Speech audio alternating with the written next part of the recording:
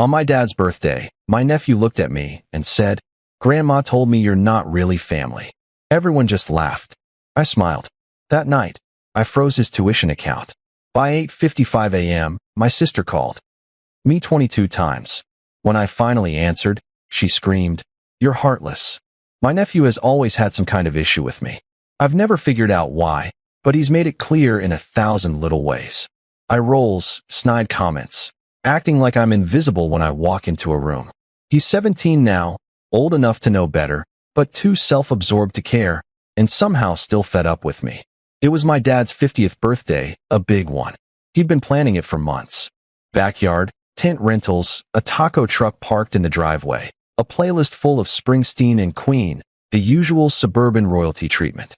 I drove in from Boston the night before, stayed at a hotel, even though I could have crashed at my parents' place.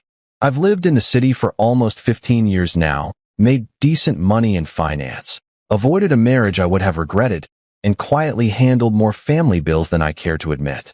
But that's the thing.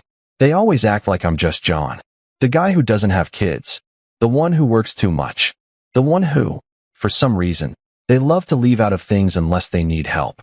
I've paid off hospital bills, helped with down payments, even funded my nephew Tyler's private high school tuition for the last 2 years. Not that he's ever said thank you. Tyler showed up to the party wearing designer sneakers I knew he didn't pay for, standing next to my sister, Marlene, like he was doing us all a favor. I hadn't even gotten a hello from either of them when it happened. Everyone was gathering for a photo by the fire pit.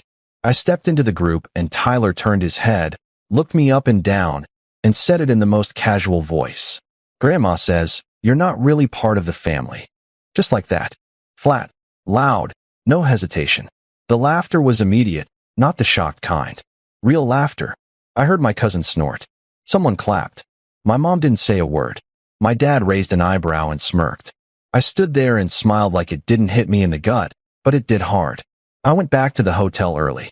Didn't even say goodbye. Ordered a drink from the lobby bar, went upstairs, opened my laptop, and logged into the education account I'd set up for Tyler. There was enough in there to cover another year and a half at that expensive private school. I froze it with 3 clicks. No warning, no message, just done. At 8:55 the next morning, I had 22 missed calls from Marlene. I let them ring. At 10:12, I picked up. She didn't even say hello. "You're heartless. What kind of man punishes a kid for telling the truth?" I said exactly one thing before hanging up. "Tell Grandma thanks for the heads up." By noon, I got the first text from my mom. "We need to talk. What you did to Tyler was unnecessary." I ignored it. Then my dad texted, "Call your mother." Nope. I sat in my apartment that evening with the same drink in my hand, looking out the window while messages kept piling in. But I was already done with all of them. The mask was off. I knew where I stood. They laughed. They all laughed. So, let's see how funny it is when the tuition bills start hitting without me backing them. By Monday morning, the fallout had begun. I rolled over and saw 27 missed calls, 22 from Marlene, the rest from my parents. There was also a 9-minute voicemail from my sister, which I didn't listen to until later that night. I already knew the tone. I already knew the script. It started with rage, turned into guilt, and then ended with some line about how I was ruining Tyler's future over a joke. The word joke came up 3 times.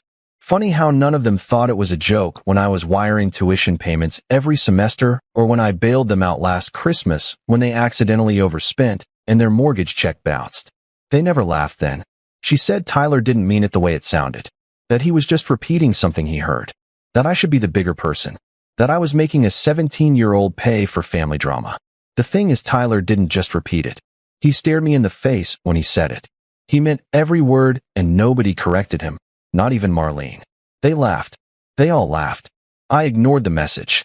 Same with the next 5 texts from my mom who asked if I could be reasonable and not take this out on Tyler. Not a word about what he said. Not a word about how it made me feel. Just more reminders that I had the money and they didn't. By Tuesday morning, the panic hit a new gear. Marlene sent an email from her work account. The subject line said, "Urgent. We need to talk about Tyler's tuition."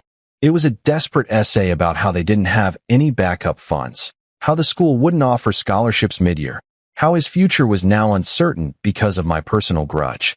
She said she didn't want to bring the whole family into it. But if I kept acting this way, I'd force her to. I laughed when I read that part because that's exactly what I wanted. That night, I logged into the accounts I had access to. Utilities, cell phone bills, even the automatic payment on the family SUV that I helped them refinance 2 years ago when they were drowning in debt. I didn't cancel anything, just paused it all. Let the payment date lapse. Let the system start sending overdue notices. Quiet little ripples. Wednesday morning, my dad called. His first words were, "What the hell do you think you're doing?" I didn't even flinch. I asked him one question. "Do you pay those bills?" He was quiet. I told him I had for the last 5 years since he hurt his back and couldn't work for a while since they started falling behind and nobody else in the family stepped up. Then I asked a second question. "Do you think Tyler should apologize?" He said nothing. Just breathe into the phone for a few seconds, then hang up. By Thursday, other relatives had gotten involved. My mom called my Aunt Linda, who's seen enough family chaos to write a book. Linda called me that night. I didn't sugarcoat anything. I told her exactly what was said at the party. She didn't even flinch. "You've been funding their lives while they mocked you behind your back. They should be on their knees." She wasn't exaggerating. She was being truthful. And I think that's what stung them most once word spread. WY Friday. Things had spiraled.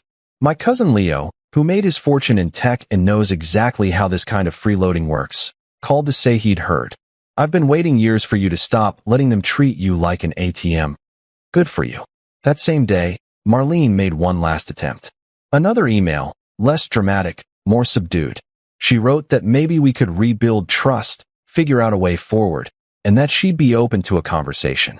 But still no apology. Not for the comment. Not for the years of entitlement. Not even for laughing. Too late. She didn't realize how far I was willing to go this time. Saturday morning brought a group text from my mom that read like a headline from a failing paper. "We need to talk as a family." Hours later, another, "Your father isn't sleeping. His blood pressure is high. You're upsetting everyone." No mention of Tyler's words. No accountability. Just guilt tactics, designed to reel me back in like a fish that finally slipped the hook. That afternoon, I got the voicemail I'd been waiting for. It was from Tyler's private school. A polite, clipped message from Ms. O'Brien, head of student financial services. She said they were beginning the next billing cycle and needed to know if I'd continue paying for Tyler's tuition or if they should offer the spot to a waitlisted student. Something in her tone, gentle but certain, made it clear she'd seen this before. Families running out of money, not expecting the well to dry up. It probably happened more often than I thought, just not to people like Marlene. She was used to being rescued that I didn't call back. That evening, Marlene showed up at my building unannounced. It's secure, and she doesn't have my buzzer number, so she just stood outside the entrance and texted like we were in some normal spat. "Can we talk like adults? You're really going to ruin his life over something he heard from Grandma? You're punishing a kid because you're bitter." That word stuck for a second, as if I hadn't covered years of her son's education without even a thank you card.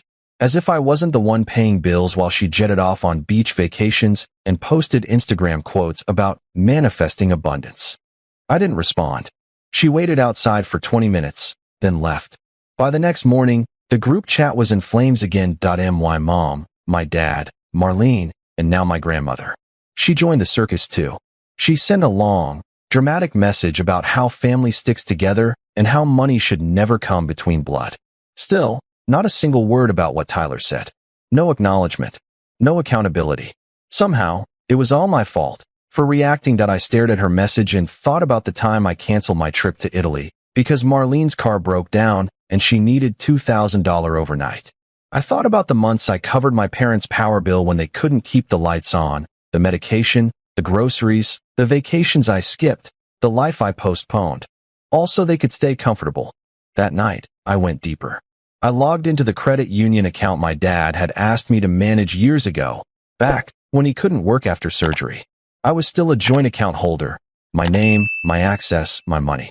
There was a little over $6,000 in it. Quiet deposits I had made over the years. A slow trickle of help they never touched. Probably forgot it even existed. I transferred every last cent out. Not out of spite. Simply because I could. By Monday morning, the cracks started to show. My dad called 3 times before 8 a.m. I ignored them all. Then came the texts, short, sharp, dripping with authority. "Call me. We need to fix this. You've made your point. Now undo it. Still no apology. Not once. 10 minutes later, Marlene sent a screenshot of an email from Tyler's school. They were initiating withdrawal paperwork for non-payment. Please fix this, she wrote. I muted the chat and leaned back, watching it all unravel from a safe distance. They were finally learning what it meant to lose their safety net. And this was only the beginning. By Tuesday morning, silence. No calls. No texts. Nothing in the group chat. But it wasn't peace. Not really. It was the silence that comes before a storm. I know my family too well to mistake it for surrender. When they go quiet, it means they're regrouping. That afternoon, my phone rang. Unknown number. I let it go to voicemail. When I played it back, I had to listen twice. It wasn't the finance office this time. It was the head of disciplinary affairs. Her voice was calm, almost rehearsed, as she explained that Tyler had been caught cheating during a midterm. Several students had come forward. One even turned in photographic proof of a cheat sheet tucked inside his sleeve. An investigation was underway. Expulsion was on the table. I sat there on the couch, staring out the window while the voicemail played on. They had been fighting me tooth and nail over tuition, screaming about fairness and cruelty, while Tyler was wrecking his own future in secret. When the message ended, I didn't call the school. I just forwarded the voicemail to Marlene. No text, no explanation. 3 minutes later, she called. No yelling this time. Her voice was flat, cracked open. She said she had no idea. Said Tyler would never do that. Claimed the school was retaliating because of the payment delay. And then, as always, she blamed me. Marlene blamed the system, everyone but her son. I let her talk, then hung up. 5 minutes later, my mom called.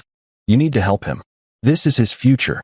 I asked, do you still think I'm not really part of this family? Silence. Then she hung up. That night, I checked my parents' accounts. Nothing paid.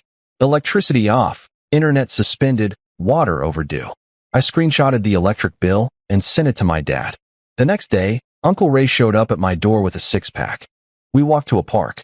He said, they used you for years, and now they act like you broke something. Then he told me Grandpa had called him. He was rewriting the will. I'm leaving it all to John, the text read. House, cash, lake property. Not a dime to the rest. By Thursday, the family chat lit up again. Marlene begged. Mom backpedaled. Dad said Grandpa was making things difficult. Grandpa had told them directly, and now they were crawling back. Friday, Grandpa himself called. I told them you're getting everything. Then I told them they could cry about it in the dark. They said they'd change if I reconsidered, so I told them, get on your knees and beg him. He meant it. Soon after, Marlene sent a photo of Tyler, head in hands at a table. He's devastated. Please, John, can we start over? Then the group chat filled with guilt and half apologies. Grandpa joined in. You should have thought about family before you treated John like a servant. Now you want him back? Funny how that works. Mom's final message. We didn't mean to hurt you, but we can't lose everything over one misunderstanding. Grandpa shut it down. No, you can't lose everything. John already did. Respect, dignity, his place in this family. You just didn't notice. That night, Ray called. Grandpa had already started moving the estate paperwork.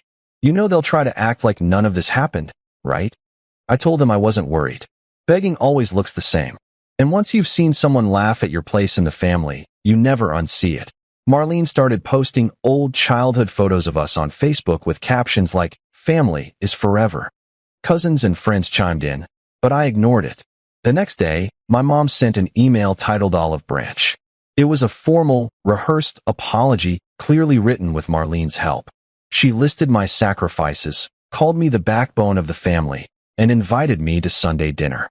I didn't respond. Saturday, my dad left a voicemail. Less anger, more guilt. You're not perfect either. Maybe try being part of the family instead of holding it hostage. Sunday, they all gathered for dinner without me. I stayed home. Later, Ray texted that Grandpa skipped too. When they begged him, he told them, you treated John like an outsider. Now he owns the inside. That night, Marlene messaged privately. Can we at least talk one-on-one? I left it unread. Because once someone shows you what you really mean to them, you can't unsee it. I wasn't angry anymore. Just done.